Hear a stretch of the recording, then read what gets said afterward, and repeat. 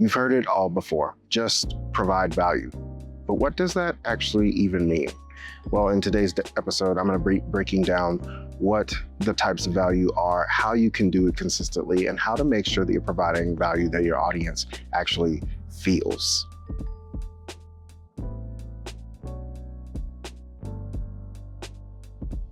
Welcome back to the Keep Creating podcast, everybody. My name is Larry. I am your host. And like I mentioned in the intro, today we're going to be going over all of the types of value. But before we get into that point, I want to get a couple things out of the way. First, we are not in our normal studio. We are outside at a park in the middle of everything out in public. I have a camera set up. I did have to. This is actually my second time recording this podcast because the first time microphones did not work the way that I wanted them to. Beside the point, thought I'd leave this tidbit in here. One, as motivation to let you know that even if you've been doing this for a long time, you can still mess up. And two, recording things in public or recording things outside of your normal setting is not an excuse to not get things done. Messing up and having to redo an entire video or podcast episode that's 20 plus minutes is not an excuse. If you want it done right, you have to do it again. And that's okay. So no excuses from anyone, especially my coaches, personal brands, business owners who want to get into creating content. You make a mistake, you mess up, you flub a word, you flub a recording. It's okay. Take a deep breath. I took a 30-minute break and now I'm back here recording, making sure that my audio is working. And we're going to get into today's episode about value. So as a preface, you're going to hear the word value a lot in this episode. So just be forewarned. But the first point is defining the types of value that we're going to be diving into in this episode. And while there are multiple types of value, I'm not going to diminish and say that there are only these types. We're only going to be honing in on three broader categories. And those are emotional, educational, and aspirational. They take on many different names. Some people would say that there's more than that. But I like to believe that the majority of types of value can be fit into these three broad pillars. So the first we're going to dive into is emotional, and that is to get your audience to feel something. A lot of people would also put this in the category of not educational, entertainment, because you were meant to feel something. So a good example of this, I've mentioned it in the past, is any of those multi-part viral stories on TikTok or YouTube or even Instagram for that matter, where there's multiple parts and you're being entertained. It's really there to just hold your attention and for you to just, have something to watch. A lot of television comes into this. A lot of sports content comes into this. It's more emotional. It's to get you to feel something, to get you to feel attached to something. Now, objectively, most people would say that that's not providing value. However, it is. For most people, it's some sort of escape. And that in itself is a type of value. So if you are someone who likes to create that type of content to entertain people, to help them to get to relax, to get them to calm down, or to get them excited, this is an emotional type of value. A lot of the trends that we see on social media fall into this type of content. It's more emotional, it's more entertainment based. It's not necessarily providing something that's going to help someone move forward in their journey. It's more of just something to keep someone's attention. That's not to say that there's anything wrong with this type of content. I actually do believe that there's a place in a content strategy of a coach, a personal brand, a business owner, a service business owner, for them to have this type of content rotate into their content strategy. This is the type of content that helps you get more views and more eyes if it's something that you're looking for. Next, we'll move on to a different type of value, and that's the one that a lot of people correlate with this word, and that is educational. So it's exactly what it sounds like. You are telling someone how to do something. You are giving them information in exchange for their time or attention. So this is your stereotypical 5 tips to 5 tricks to 3 hacks to whatever. This is educational content, or you break down showing someone how to do something. This is how you do this in Photoshop. This is how you do this in Lightroom. I'm a photographer and videographer by trade, so those are the tools and things that I talk about. This is how you change a light bulb. All of that is called educational content, and it's providing educational value. Someone has a question, you have an answer, and you are giving it to them in a way that they can understand. It's pretty direct. Sometimes people get fun with it and they do fun angles or they have analogies or things like that. But the basis of the type of value that you are providing is educational. The third overall category that we're going to talk about is aspirational. Now, this type of content and value is more centered on showing someone an example of what their life or experience could be.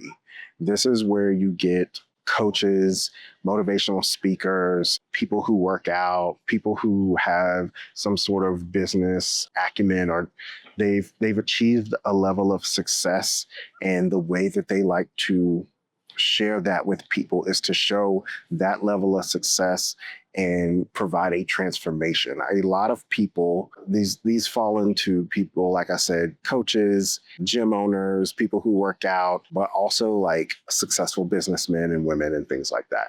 People who are showing you, I started here, I can go there, or you start here and I can get you there. That's this type of content. It's more flashy. Usually it's more, this is what your life could be. And I see a lot of people make the mistake, viewers and the creators themselves, they create such a level of aspiration that sometimes they don't show the transformation, they don't show the journey, and people get stuck in turning that content from aspirational into emotional / entertainment content. And I think that that's a breakdown where it could use a little bit of help, or the viewer could use a little bit more motivation in order to understand the type of value that they are receiving. Most people understand the types of value they're receiving, whether or not they communicate it into one of these three categories. But I think it's helpful for us to continue forward in order to break down what types of value are actually being exchanged in exchange for time or attention. Now, one of the main pitfalls that people fall into when they hear you need to be providing value, you need to be giving value, is that they end up giving everything away for free. This is not ideal. Obviously, if you are someone who wants to make money from providing value, you need to hold some of it back so that people can pay you for it. Now, I'll talk a little bit later about why and what that actually looks like. But for now, I want to focus on why giving everything away for free is not your best option. First of all, if you give everything away for free, if you give away all of your secrets, you have nothing to sell. Plain and simple. Especially if you are in the business of coaching someone or teaching someone a valuable skill. If you lay everything out, they have no reason to pay you, unless the reason is they don't want to do it themselves, which is going to be the majority of people. If you give everything away for free, it will be long, it will be intense, and most people probably won't finish it. Most people probably won't act on it, and it will essentially be a waste. What if you are going to give everything away, if you are going to create a course, write a book, write an ebook or whatever, it's more important and valuable to people if you charge them for it, because you know that those people want the transformation or the outcome, and that they're more likely to act on it instead of just absorbing the information. A lot of people fall into the trap of, well, I'll just make a 6-hour course on YouTube and give it away for free, and a ton of people will get a ton of value from it. And what actually ends up happening is a very small percentage of people get value from it, because a very small percentage watch all the way through, or they absorb all of the content, and then an even smaller percent act on it. So it's not actually helpful to more people. It's actually a little helpful to an even smaller group of people. And you want to stay away from that. The other part of this coin is that if you are going to be creating short form content and providing value, and you try to give everything away for free, the videos are going to be long, or there's going to be a ton of parts to that type of content. And quite frankly, unless you're able to change things up quite a bit, quite often, your audience is going to get bored. The third point of this is, if you give everything away up front, People have no reason. People are looking for a next step. There are going to be people, if you give away a lot of valuable information, there are going to be people who want to give you money. There are people who want to work with you. And if you gave them everything for free up front, you have nothing to sell them or help them transform after all of the free stuff. Now, you could build as you go and create that type of thing as you go. However, I think it's worth it to hold a little bit back and continue to build on the back end so that when people are ready to take that next step, you already have it in place and you're building it and you know exactly where to send them and how to help them reach their transformation. You don't need to give everything away for free in order to create value for someone. And before I close out this point, I want to turn the lens to people like Sean Cannell, Myron Golden, Gary Vee. These people come up a lot in my examples because I believe that they are great examples. Sean Cannell is one of the few great examples of people who create a ton of value on platforms like YouTube and are able to deliver value and things that can help people transform and grow their lives and businesses without giving everything away for free. The reason I know this is because Sean has a book, he has a course, he has all of these extra things in order to upsell you into his deeper value system. He provides a surface level, sometimes a little bit deeper, more like mid-tier level of information for free or for community service attention on platforms like YouTube and on the podcast. And you can always learn more and get a deeper or a quicker, faster transformation if you pay for the access to more information. The same goes for people like Myron Golden and Gary Vee. They create a lot of value for free on the internet. And then if you want a deeper level of connection, commitment, you want more information, you pay for that access. So you may be someone who has been creating content. You know, you are creating content and, you know, some posts take off, some posts don't. Some of what you consider valuable content takes off and some of it doesn't. It stays stagnant. And you're trying to figure out what does actual valuable content look like for you. One of the fastest ways to do this is people will tell you. Sometimes they voluntarily tell you in the form of comments or messages or DMs or attention, views, things like that. Other times they tell you one-on-one or after the fact, or if you start a conversation with them, they'll tell you that what you have been posting or what you're talking about is useful and valuable to them. I'll use myself as an example. I've had this happen several times. Most of my posts do not get a ton of views or a ton of engagement. However, in real life conversations with real life people and potential clients and just partners and business people, I've had people tell me that the things that I post resonate with them. It is valuable to them to keep going, to keep making the types of content that I'm making because it's helpful. That is a direct form of understanding that what you're saying or doing or creating is valuable. The other way that you could do this is if you're not getting that attention, you're not getting those comments or messages, is to reach out to who you would consider an ideal customer, client, target, avatar, what have you, and straight up ask them to review some of the things that you're thinking about putting out. This is a way to get direct feedback and understand directly from a real person, is what you're trying to do, is what you're creating, is what you want to put out into the world actually valuable?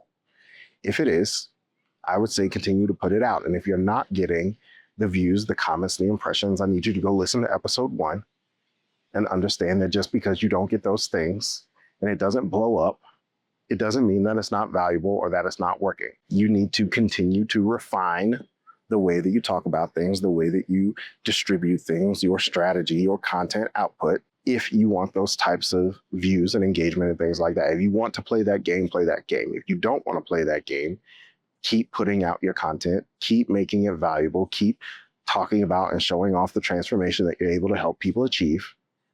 And eventually the right people will find your content. It's all about helping the right person at the right time, not necessarily helping everyone all the time. If you are someone who has not started, or you're very early in this process and you want to understand what types of content are valuable, I would say one, look at your own viewing habits. If you are someone who consumes a lot of content, I would assume that you are if you're trying to create more, then pay attention to who you watch, why you watch them, and analyze your own patterns, especially if you are someone who's similar to your target avatar. If you are not, I would say go find mid-tier level people who are doing what you want to do, who are talking about the things you want to talk about, and analyze their content. Now, a tip for you to do this is to, and these are public numbers that you could find on most channels, is if you're on YouTube, find someone with mid-tier views, mid-level comments. If you're on Instagram, you can usually see the number of comments that people have. If you're on TikTok, sometimes you can see the views and you can see the comments. I would say screenshot what you would consider a valuable post. I would screenshot probably 9 or 10 of them from different people, throw them into an AI platform and ask it to analyze what makes this content valuable. Why are these people successful? Why are these posts successful? Then I would take that information and ask that same AI platform to translate those learnings into something that you can use for your business, your content, and the way that you can show up and be valuable to other people. This is extremely helpful and a cheat code that we did not have only a few years ago. Years ago, what we had to do was analyze those people, write things down, guess, test, and figure it out. Now we have AI to kind of shortcut that a little bit. I still believe in the testing. However, use AI as a tool to your advantage in order to shortcut that analyzation and research phase. All right, now you know what value is, why you shouldn't be giving it away for free, and exactly how to spot what's valuable so that you can create more of it. The part that once you make it to this step, a lot of people fall into is burnout. They go super hard.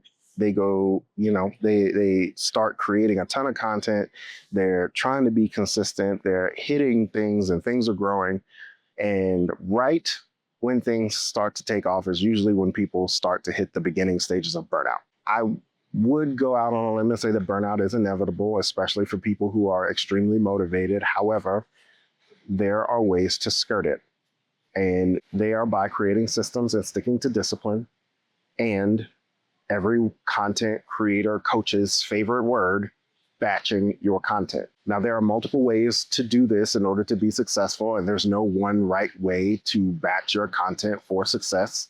However, the way that I like to do it is I batch ideas, and then I batch video filming, and then I batch scheduling. So there are 3 different variations and versions of this that are helpful for a ton of people. And I can break down my process. So for these podcasts, this is episode, I believe, 4. I've filmed all of these in 1 week. I did not film all of these in 1 day. That sounds insane. It's hard on my voice. It's hard on time. I'm a new dad. There's not a ton of time that I have in my schedule anymore. So batching creation and video prep, even though these are going to be released over several weeks, doing as much filming as I can up front beforehand, recording and whatnot, is extremely helpful on the back end because I can piece together editing sessions. I don't have to edit a whole episode in one sitting. The other thing that I did is I came up with these ideas and I outlined these ideas and I even wrote hooks for some of them all up front before I even started pressing record. This gives me an idea and an outline, and I'm not sitting here second guessing about what's the next topic, what should I be talking about, how do I move from one topic to the next. It's already laid out, and I've done all of that work beforehand. When it comes to editing and scheduling, I've already released episode 1, especially by the time you're hearing this, obviously, but I have edited and scheduled these episodes out across a timeline so that I can take a break and relax or recoup and understand what's hitting, what's not, and rework future episodes in order to make sure that they are landing the way that I need them to. It's important for you to take breaks, especially if you are on the content wheel. I'll call it a wheel, not a hamster wheel, more like a flywheel. if you are on this wheel, I believe it's important for you to take breaks. Showing up and being this presence all the time is tough and draining. And if you are a solo creator, you're doing this by yourself, or you have a very small team, it's very easy for people to get burnt out.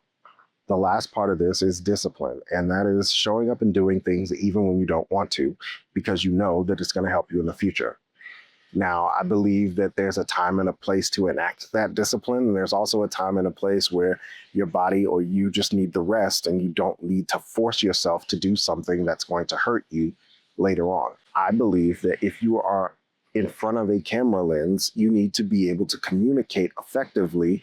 And the only way that you can do that is if you halfway feel like doing it. If you absolutely do not feel like doing it, you're dragging your feet, your voice isn't the way that it needs to be, and your actions aren't the way that they need to be, then people are not going to resonate with what you're saying. It's just not going to work. So all of this to say that if there are ways to skirt burnout, but if you need to take breaks, take breaks. It's the internet. It's going to be there whenever you get back and whenever you're ready. The last point that I want to make in all of this is that value is something that helps someone else. If you want to cut everything else that I said and boil it all down to one point, it's that the main thing that is value is something that is given to someone else. If you are creating written content or video content or any types of content, if you're putting things out on the internet for people to consume, the main thing is that you are a servant when you do it. You are giving to someone else. Even if you are exchanging money for value, you are still giving to someone else. And I think that is the main point that people need to understand, is that there is an actual person on the other side of this content. I completely understand that there is a person listening to this, watching this video, et cetera, et cetera. There is a person who is looking to learn something or gain something from what I'm saying, from what I'm teaching.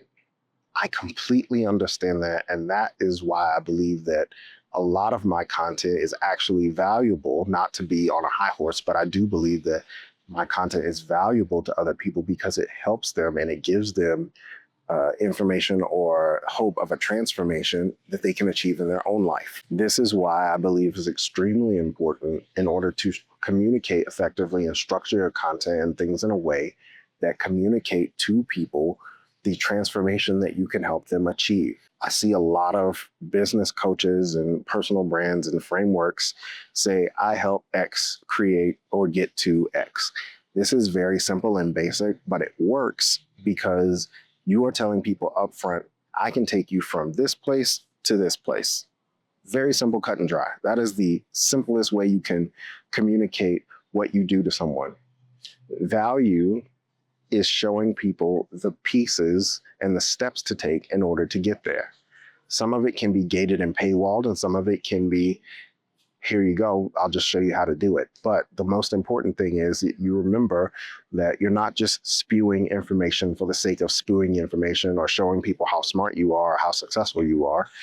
The point is to help guide someone and pull someone along the journey so that they too can achieve the transformation that they want to achieve. When you are able to think like that, rearrange your thoughts and rearrange the way that you communicate in order to show people that, it becomes so much easier to garner the attention, garner the authority and the trust, because you're no longer just someone, a figurehead, a knowledge bubble. You're not just Google or AI or just information. You are a guide and a friend and someone who can help take them from place one to place two. So if I could leave you with this, it's that value isn't always just what you say. It's not even always how you say it. It's actually how you make someone feel and how you can help them. And those are the keys to creating things and information and content that is actually valuable. I hope you learned something in today's episode. If you are on a video platform and you learned something or you have questions, feel free to leave a comment. I will be watching and responding to people who leave comments. Thank you so much. If you are also on a video platform, I'd appreciate a thumbs up. It always goes a long way, helps the algorithms to, push this content to other people who find it valuable. and who need the information. If you are on a podcast platform, I'd appreciate you, leaving a review, especially if you thought it was great. 5 stars recommended, please and thank you. My name is Larry G. I've been your host of the Keep Creating podcast. Until next time, remember to do the work, believe in yourself, and most importantly, keep creating. Peace.